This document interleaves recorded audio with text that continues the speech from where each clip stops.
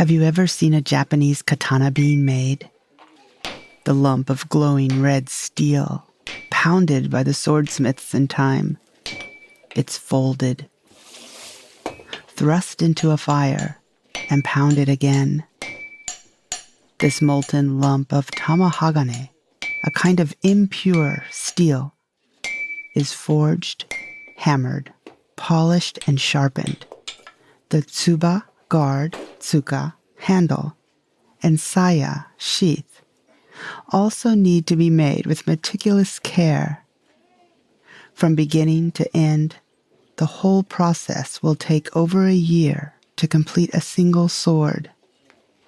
Now, imagine you have a master craftsman, a genius really, who creates the sharpest, strongest, and most deadliest of swords.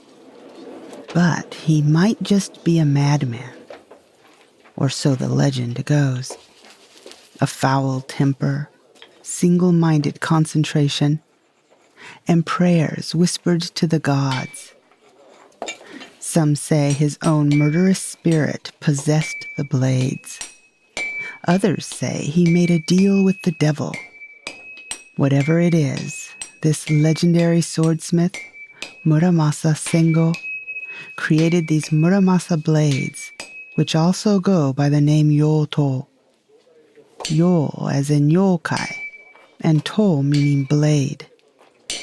Depending on how you want to translate that, a Youtou is a cursed sword, a mystic sword, or a demon sword. So today, let's talk about bloodthirsty blades. Uncanny Japan is author me, Teresa Matsura, exploring all that is weird from old Japan. Strange superstitions and old wives' tales, cultural oddities and interesting language quirks. These are little treasures I dig up while doing research for my writing, and I want to share them with you here on Uncanny Japan. I hope you like the show. Hey everyone, how are you? Better? Even a little bit? I certainly hope so. I'm doing fine, busy, antsy, nervous. They still haven't started vaccinating anyone here in Japan yet. That despite our numbers going up and the UK strain being found not only in my prefecture, but in the city where my son works. So you can imagine that my nerves are quite frazzled. It does sound like they'll start vaccinating the frontline workers and healthcare workers at the end of February, possibly March. It's really interesting. I was scratching my head trying to figure out why every Japanese friend I talk to here isn't gung-ho about getting the vaccine, not even a little. Then I remembered back when Julian was a baby getting his childhood vaccines. There was one that they made a big deal about. Do you really want to get this one? One of the nurses asked me. Are you sure? Yes. It turns out that in the early 1990s, the MMR vaccine, measles, mumps, and rubella, was believed to be making quite a few children sick. I'm not sure how proven it was, but the government did lose a few court cases, and the vaccination was pulled. I believe even to this day you can't get it. You have to get it separately. I think it was decided that it was the rubella part that was having all these bad side effects. So I just heard actually from some friends of mine that even today, the rubella is done separately. You have to go in by yourself. It's not mandatory. So anyway, I guess that's why there's a lot of one eyebrow raising around here when people talk about the vaccines. Me, I can't wait. In other news, if you don't know or haven't heard, I am just about to launch another show called Soothing Stories Podcast. The plan was to have it air on January 28th. However, we decided to launch with 3 episodes instead of 1, which is taking a little more time, as you can imagine. So the new launch date is February 11th, my birthday. It's also a holiday in Japan. So the catch copy for the new show is helping you escape this addled world through high-quality audio, immersive music, and smooth narration, one great story at a time. We aim to be very headphone-friendly and relaxing. Albeit, if you know me at all, you know that the stories I like aren't necessarily mild-mannered. Case in point, 2 of the first 3 shows we're going to put up are The Mask of the Red Death by Edgar Allan Poe and The Yellow Wallpaper by Charlotte Perkins Gilman. Now, if you listen to this after February 11th, the website is soothingstoriespodcast.com, and the show should be available on most platforms you listen to your podcasts on. So please, if you like, give it a listen. And if you like, you can subscribe and possibly leave a little review. That would be cool. On to today's show. You might not know this about me, but during high school and all through university, I practiced Kung Fu, Bagua, Tai Chi, and Xing Yi, to be more specific. I got a Chinese broadsword at one point, and I fell in love. When I came to Japan to study at university here, the first thing I did was visit different clubs on campus to see which one I wanted to join. I had planned to enter the Aikido group, seeing as how the theory reminded me of the internal Kung Fu styles. However, I fell head over heels in love with Kendo, and I joined that club, so swords. Anyway, I've had a couple listeners and patrons ask me to do an episode about swords and other Japanese weapons. There is so much interesting stuff out there. But this being the first one on the subject, I want to start with Youtou, the cursed blades. You can't talk about Youtou without mentioning Muramasa Sengo, an incredible swordsmith who lived during the Muromachi era. Think 14th to 15th centuries, which is basically feudal Japan. It seems like while he was alive, his reputation was quite good. I mean, he did make the best swords all around. They were known for their quality, sharpness, and strength.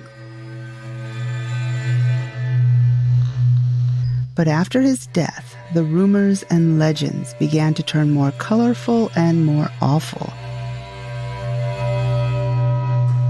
So enticing they were that to this day, it's really hard to separate fact from fiction. The stories about Muramasa being not only a genius craftsman, but also wild and unpredictable, and, as is often written, on the brink of madness, are quite intriguing. That his swords actually had a bloodlust and gave their owners superhuman strength and resistance to pain on the battlefield is even more intriguing. But the story gets better. It's said that the swords got to a point where they needed to draw blood. That once drawn, they had to strike someone down before being resheathed. If not an enemy, maybe a friend would do. Or they would turn on their owner, causing him to commit seppuku, or ritual suicide. A little side note here. When performing seppuku, you don't use your long katana. You use a shorter blade called a tanto. If you do have a kaishakunin, the person who performs kaishaku, which is your beheading, then I guess they could borrow that bloodthirsty Muramasa blade of yours for that purpose. I guess they could also keep it too, because you won't be needing it anymore, will you? The funny thing is, I really couldn't find anything on this in Japanese about the Muramasa katana causing samurai to commit seppuku. If anyone knows anything or has read anything in Japanese, please let me know.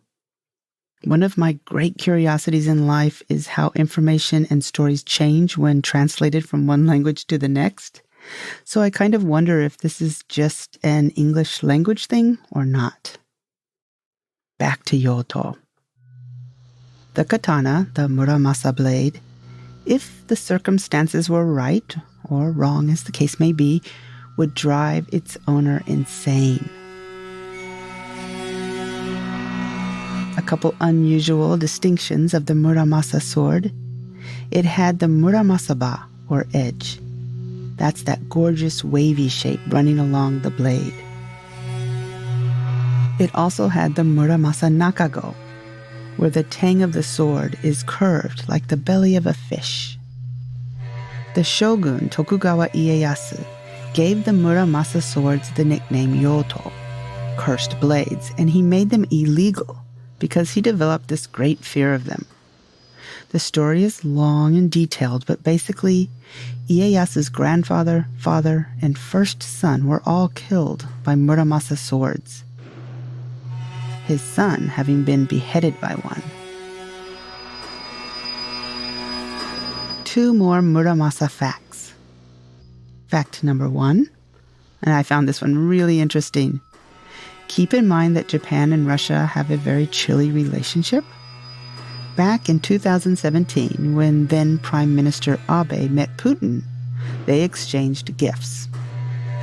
Abe, knowing that Putin loved the sport, gifted him with a book about judo. But what did Putin give Abe? A Muramasa sword. Evidently, it was taken by the American troops in World War II. Somehow it ended up in Russia, and Putin returning it to Japan was reported as a sign of goodwill. But still, a Muramasa sword. Fact number 2, Wolverine owned, a Muramasa blade himself. There are other interesting and cursed blades out there, and I'm still reading about them and taking notes. I'm definitely going to do a part 2 on this. But for now, let me end with a story. There is another master swordsmith out there. His name is Honjo Masamune, and he's thought to be the best sword maker ever. Now, this is a great legend, but it's interesting to note that it could never have happened because Honjo Masamune and Sengo Muramasa didn't even live at the same time. Still, it's a really good story. So one day, the wild and crazy Muramasa challenged his master, the calm and peaceful Masamune, to a test to see who made the finer sword. They would suspend their best blades in a river with the cutting edge facing against the current. Muramasa went first. His katana was called the Juchi Yosamu, 10,000 cold nights. It cut through everything that flowed toward it, leaves, fish, even the very air that blew by. Masamune was impressed. Next, he hung his own sword that he had named Yawarakai te, soft or tender hands. And they waited. But only leaves were cut in half. Fish would swim up to the blade, but they weren't sliced in half. Muramasa laughed at his master and declared himself the winner. A monk, though, had been watching the whole scene. He came over and said, "Hold up, let me explain what I've seen." Muramasa's katana was a fine sword, but it was bloodthirsty and evil. It didn't care what it sliced through. It could be slicing innocent butterflies or enemies' heads. It didn't matter. Masamune's sword, however, was by far the better. It could differentiate between evil and good, and it wouldn't needlessly kill an innocent life. There are actually a couple different versions of that story, and they're all pretty good. But I am going to stop here for today. There is a lot of cool sword stuff out there. Like another one, for example, one of my patrons asked about the extremely long and mysterious Norimitsu Odachi. It's 3.77 meters long and weighs 14.5 kilograms. Impossible for a samurai in the 15th century to carry. So, was it ceremonial or perhaps wielded by a giant? So I'm still reading up on that one, and I hope to get an episode about that too later this year.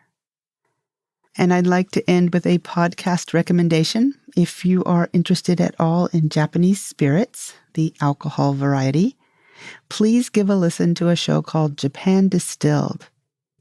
It is Christopher Pellegrini and Stephen Lyman, both experts in the field. They have both written books on the subject and have just started a new show.